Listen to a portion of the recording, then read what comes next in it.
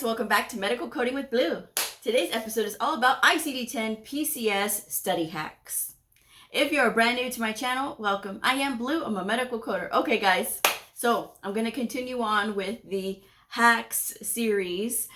Today I'm going to be working with the ICD-10-PCS Expert Edition. This is from Optum. It is a spiral edition. Now, I have said it in my other videos, I am not tech savvy, so you will not see flashing examples on the screen. If that's something that you want, that you're not going to find that here, okay? I will walk you through because I'm going to be talking through this and I will tell you what page I'm on. So if you have this book, you can follow along and that way it'll kind of help give you a better interactive experience, I think. All right, so with that said, in the front of the book, you're going to find the table of contents, and of course it's going to tell you everything about the introduction. It's going to give you the format. It's going to tell you, it's going to give you that breakdown why.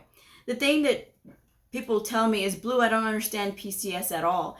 And when I ask them, have you reviewed the front of the book? Have you looked at Appendix M? They look at me like a deer in the headlights. So if you are not reviewing your book and you're saying that you don't understand it, okay, your first step that you need to do is actually open the book and look at it. And stop being afraid of it. Because I think that's what happens to a lot of people is that they get afraid of these books that are intimidating because they're so big. And they say, well, Blue, I just don't understand. But what are you doing to try to understand? Well, I don't know. Okay, well, now I'm telling you, this is what you got to do, okay? So instead of looking around and wasting time and feeling scared and confused and I don't understand this, follow along, and hopefully once you start incorporating these tips, hopefully it'll help you to grasp it better. And if you don't, if you still are like struggling with it, you need to find a mentor. A mentor will help you for free. You can find those by looking on LinkedIn, or you can hire a tutor. I am a tutor. My rate is in the description box below. At this time, I do not offer mentoring services, so just letting you guys know. All right, so this the contents is going to tell you where everything is at, but it's the appendixes that is really going to help you. So while I'm going to go over the front section of the book, just know that a lot of the information and a lot of helps will come from the appendixes in this book. All right, so ICD-10-PCS has its own guidelines, just like ICD-10-CM does. It is not as long. But it is a little hard to understand if you are not into it yet, okay? So just make sure that you are starting to read it so that way you can better understand it. Now, the thing also that I will tell you is this. The root operations is what gets a lot of people. It is what got me. It's not the easiest thing to understand, these root operations, because in CPT, which is a completely different code set, CPT is very straightforward. A repair is a repair is a repair. A removal is a removal is a removal. In ICD-10 PCS, it is not that way. It can mean other things. It could mean something completely different. So take a look at page 4 where it has a list of root operations and it says alteration and it talks about the definition. This is something that you guys have to really know. You don't have to memorize it, but you do have to be familiar with it. So that way you do understand if you're going to be asked a question about what a particular root operation means, you can confidently answer. So it goes all the way from alteration all the way to transplantation and everything in between. So these are all those explanations, and trust me, it really does help once you start getting into it and you start seeing those examples of what the definitions mean. It will make a lot more sense. Because sometimes just reading it, it's not going to make sense until you get a procedure that's associated with that root operation. And I will show y'all where to find that here in a minute. But look at those and get familiar with those. This is a section that you should be reading frequently. And it breaks down the approaches. Now, sometimes people get confused with percutaneous endoscopic and then via natural or artificial opening, and then via natural artificial opening endoscopic. So those are the three that I see a lot of people struggle with, and you would not believe how much people struggle with those. And you think it's straightforward, right? But it's not as straightforward as you might think. So just make sure that you review those definitions, so that way you can just get a better understanding. And I will also say this: no amount of money that you spend on these boot camps or these classes that promise that, oh, we'll teach you everything you need to know about PCS and it'll be so easy for you. No amount of money that you spend will equal your time actually practicing with the book. That time that you're spending practicing with the book is going to be a lot more valuable to you, and you will get onto the road faster of understanding if you're actually working with it versus just paying out all this money trying to understand it, because that's not ever going to help you. It's always going to be you and that exam, or you and that medical record that you're having to code. It's not going to be anybody else. It's not going to be any of these other boot camps or anything like that. So, and a lot of them would say the same thing, is you've got to go over in your book. You've got to read your book. So that's just my other bit of advice there. So then we get past this introduction. The introduction, again, is great for really starting to understand. Then it gives you the ICD-10-PCS index and tabular format. Then you have the additional features in the green section.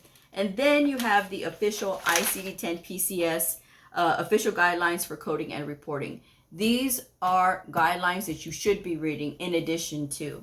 And before you say, well, Blue, that's a lot of guidelines. It's not really, because it's, let's see, 1, 2, 3, 4.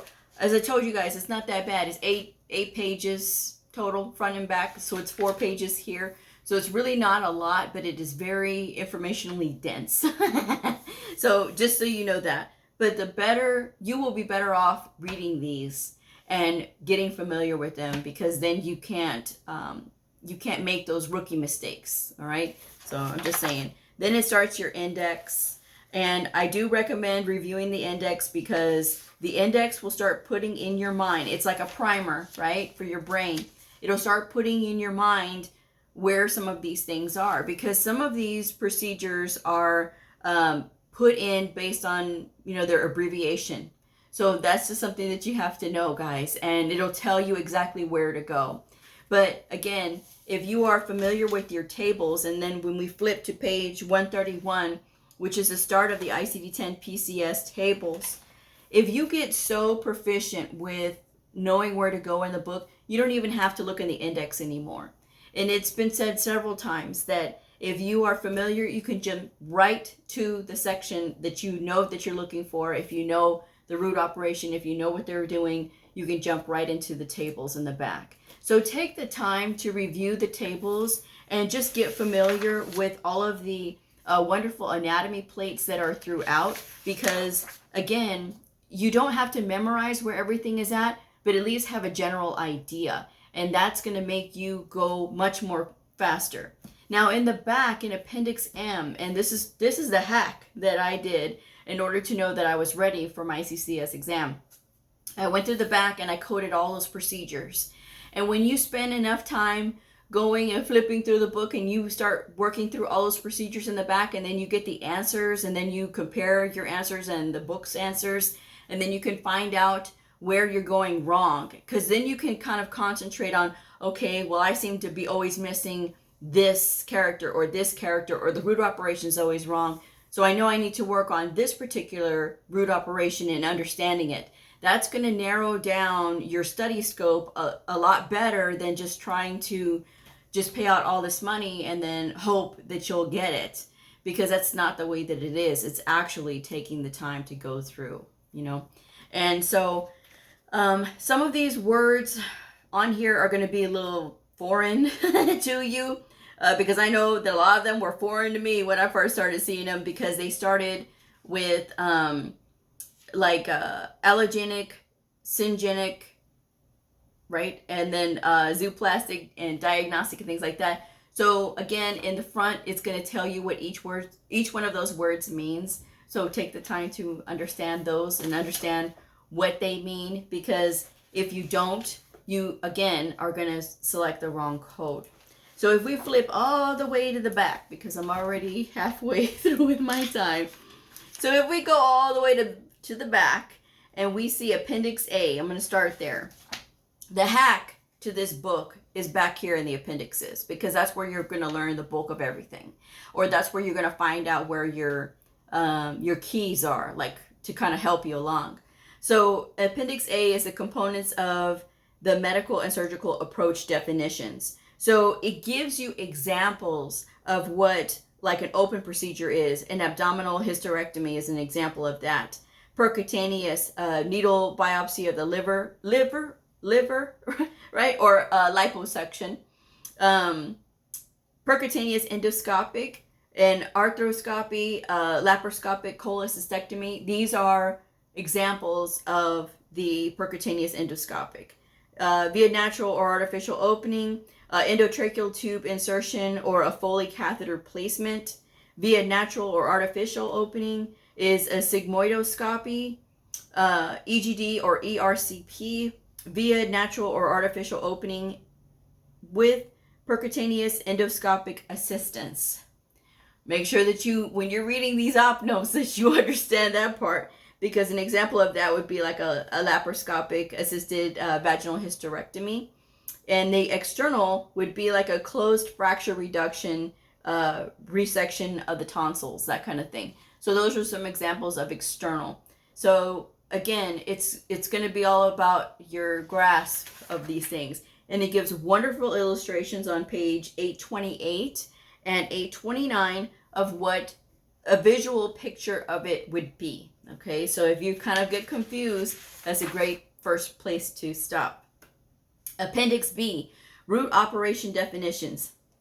Again, another really great way of like kind of getting a mental picture of what each one of these root operations means. So it'll tell you like alteration.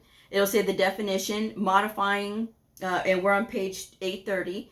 Alteration is, the definition is modifying the anatomic structure of a body part without affecting the function of the body part.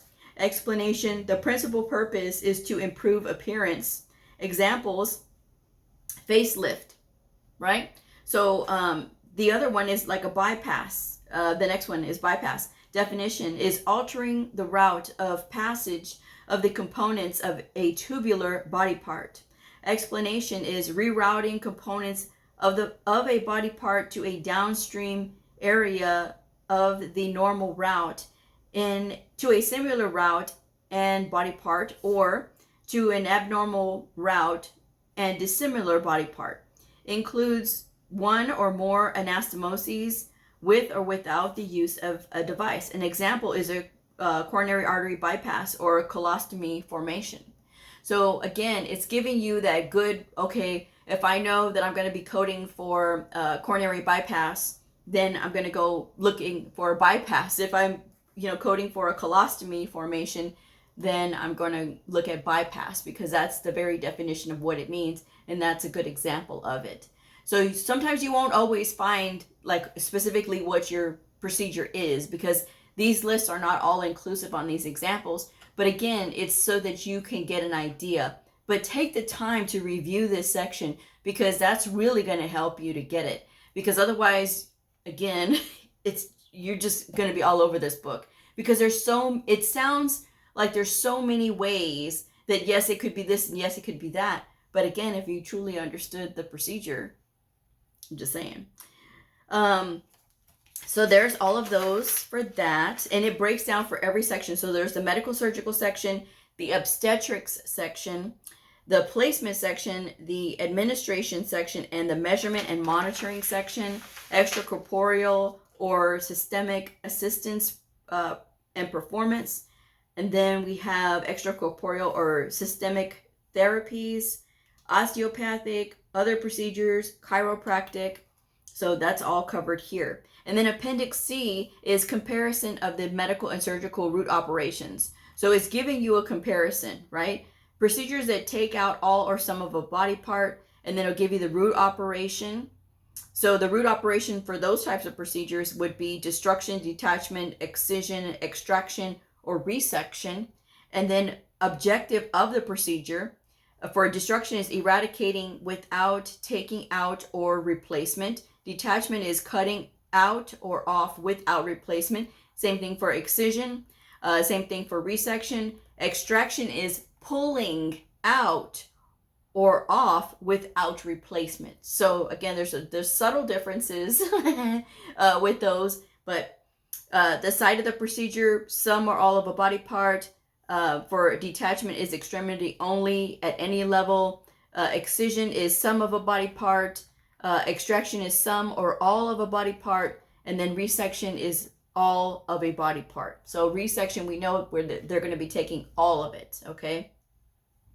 And then an example of destruction would be fulguration of the endometrium. That's an example. Detachment, an example of that, of course, would be amputation above the knee, because remember, it's going to be anywhere, right? And at any level of an extremity. And then excision is going to be like a breast lumpectomy, because it's taking some of a body part, right, by cutting out. And see, this is such a great way to be able to like think about these procedures, right? Now, so extraction is suction D and C, right, where it's some or all of a body part. And the resection, an example of that is a total mastectomy, all of a body part. All right, that's the side of the procedure and the objective. So then it talks about procedures that put in or put back or move some or all of a body part. Yes, guys, we have to know all of this.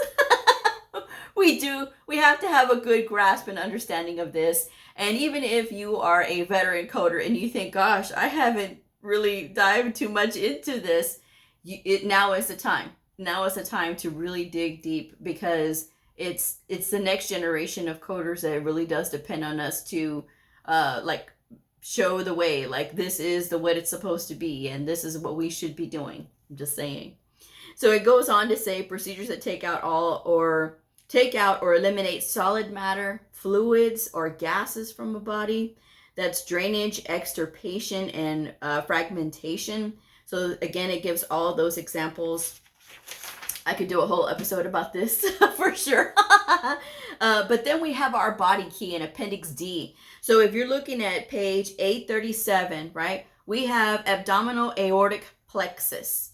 The ICD-10-PCS value, right, would be abdominal sympathetic nerve, right? And so then we skip down the accessory spleen, the term, and then the ICD-10-PCS value would be spleen, okay? So it's saying that, yes, they may say accessory spleen, but in PCS, it means spleen, okay? So sometimes you may run into that where there's a certain word that you're looking for, but you don't see it in the index, if you're looking in the index. So then you come back to Appendix D and you look back here to see, okay, what is that word that they're using, and what is the ICD-10-PCS equivalent, okay? And so again, another really great way. And the thing about, this is the thing, guys, the thing about ICD-10-PCS is that you're coding for inpatient procedures that are done in the hospital. You have to be good. I mean, not just good, excellent. You have to be excellent with anatomy. And don't let that deter you, my new people. Don't let that deter you if you don't have experience in medical, or you never went to medical school, or you never went to nursing school, or any of those. Don't let that deter you. Let it prepare you. Let it say, okay, this is what I have to know. So I'm going to look back here in this thing, and I'm going to get familiar with those terms and what it means for PCS. Again, you don't have to memorize, because the book is there with you, and you're going to be able to take the book in there with you to the exam. But it's just something that it will help you. Trust me, it'll help you. And I've had people who fuss at me saying, well, I had to learn medical terminology because you told me to get this book. I didn't tell anybody anything. I give my suggestions and what I recommend.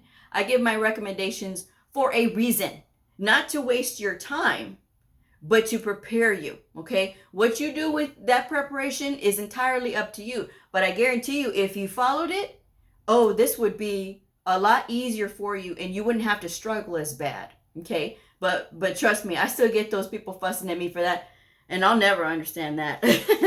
When we go to Appendix F, now this is a device classification.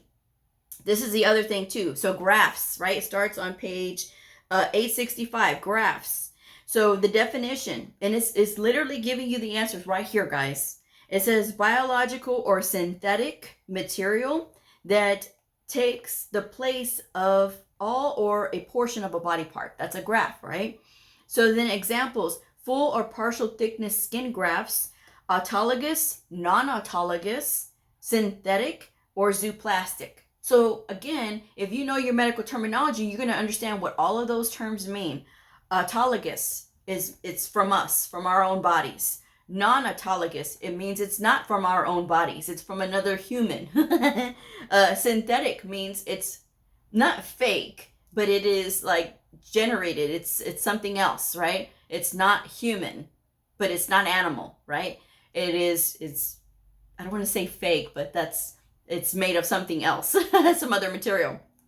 And then zooplastic, of course, is animal. It's made from animal. So there are some animal parts that are used on humans, and that's why they say zooplastic. So just so you know.